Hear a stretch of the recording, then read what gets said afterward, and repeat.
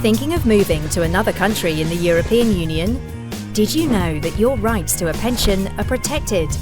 Take Johann. He is German, working in his home country for 10 years. Now he's decided to follow his passion for skiing and got a job in Austria. So what happens to his pension rights? His pension contributions remain in Germany. They don't get transferred or reimbursed. Any contributions he makes in Austria will likewise remain in Austria. Remember, each country you live and work in will keep their own insurance records.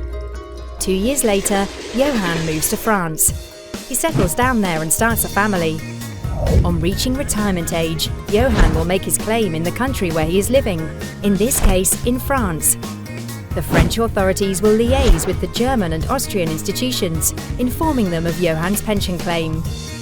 Johann receives a decision from each national institution, and finally a document summarising the pension decisions made by all the countries involved.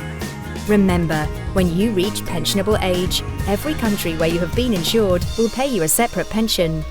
Be aware that the conditions for entitlement, such as the pensionable age and the amounts paid, may differ from one country to another. Johann reaches the pensionable age in France at 62 and in Austria at 65 years old, but won't receive his German pension until he reaches the German pensionable age of 67.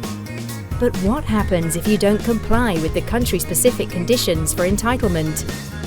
According to Austrian law, Johann is not entitled to a pension because he doesn't fulfill the minimum requirement of 10 years of contributions.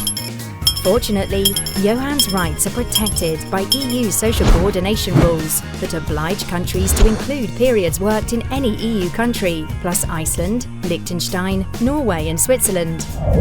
In Johann's case, Austrian institutions will acknowledge his contribution periods in France and Germany and pay him an amount proportional for the 2 years he worked in Austria.